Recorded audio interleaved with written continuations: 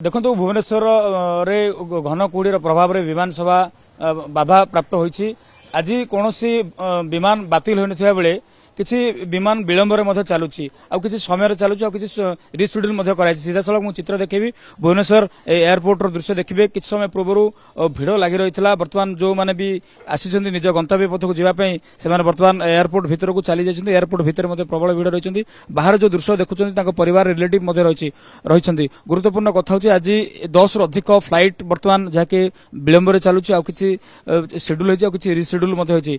विमान बंदर निर्देशक सहित आम आलोचना करूँ कथा होलु आज कौन फ्लाइट डाइवर्ट करा गतिपथ परिवर्तन करा जाइनी। आउ जेहेतु कुहुड़ीर से प्रभाव रही जहाँकि सकाळ 6:30 सुधा एयरपोर्ट जो कहीपर अंचल हल्का कुहुड़ी रही जहाँफल दृश्यमान 500 मीटर रही। तो बर्तमान देखिए कि जो भाव में जो स्थिति रही है गत 4 दिन है से भाई आज विशेष देखा मिलूनी। आप सीधा सड़क ये डिस्प्ले बोर्ड देखुं जोटि कि 7:30 जो फ्लाइट रहा बर्तमान 10:10 रही जोड़ा 7:45 था 10:15 रही। पाखापाखि मुंबई दिल्ली गुवाहाटी प्रयागराज ए सब अंचल को रही। इंडिगो एयर इंडिया कथा कहतु इंडिया एक्सप्रेस कथा कहतु। तो आम निहत भाव में किसी प्रतिक्रिया ना जो मैंने भी ये आसछन्ति किसी संपर्क को छाड़ापी। तो बर्तमान से देखिए प्रतिक्रिया ना आपण भुवनेश्वर आसते आपंकर किए जाऊँ केत फ्लाइट था आते समय विलंब रही। मो पुओ को छाड़ा को आसी मो पुअर फ्लाइट थिला सकाळ 8टा बेले सेटा 2 घंटा विलंब होईकि 10टा बेले होईची। जोटा ठीक अच्छे कुहुड़ी होउची विलंब होउची ता ठीक मना करू नाही। किंतु एयरपोर्ट अथॉरिटी काम होउची जे सेमाने जो यात्री माने पळे आसुचंती सेमानु केमि ठिकना जगार बसैबे तांकर जहाँ सुविधा असुविधा सब भोग कले भाबुची समस्त भल हुंता। आपण कोन माने चेक करथिले जानिथिले बोली टिके लेट आसिले जो माने चेक करि पारनते जानि पारनते आसी घंटा घंटा धरि अपेक्षा करियो पड़ुची।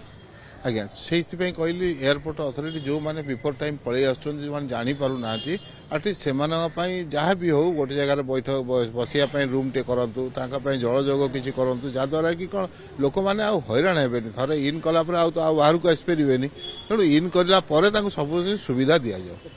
निहत भाव में आनुषंगिक व्यवस्था कर रही कहीं गत 2 दिन तले देखिए कि जड़े सोशल मीडिया एक्स गोटे वीडियो शेयर करते कि भाव में से भितर बसापी ना तले बस किड्स जोन रे बस सहित सीढ़ी में बसवा कथा भिजुआल देखी जेहेतु बर्तमान कहूँ बड़ भुवनेश्वर गोटे बड़ कनेक्टिविटी रही एयरपोर्ट रही तो एक संप्रसारण कर आवश्यक रही आनुषंगिक व्यवस्था रही अच्छी।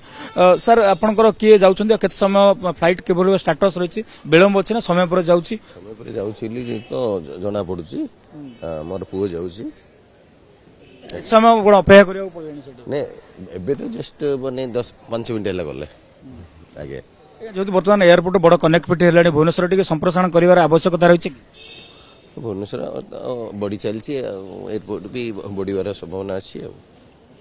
आप शुणुले मतलब किसी जन प्रतिक्रिया ना जो मैंने भी आसते आप मैडम कौटू आसते फ्लाइट कौन स्टाटस रही आप किए क्या छाड़ा आसते पुओ को छाड़िया आसलु फ्लाइट के समय रही 10:30 अच्छी। आप शुणुले बर्तमान देखिए जहाँ भुवनेश्वर विमान बंदर दृश्य आप देखुले जो भाव में भितर भिड़ रही आम किसी प्रतिक्रिया पूर्व नौलु से कहवा कथा जे कि जो भाव में ये आनुषंगिक व्यवस्था रही से व्यवस्था नथिबा कथा कहते। तो बर्तमान से देखिए जेहेतु धीरे धीरे बर्तमान भुवनेश्वर को कनेक्टिविटी बढ़ुची अंपटे इंटरनेशनल पटे देखिए कि बैंकॉक को जो फ्लाइट से फ्लाइट बर्तमान विलंबर चलुची मोटामोटी जब कहीपर पूर्व भली जो अवस्था थी आज से भली नहीं।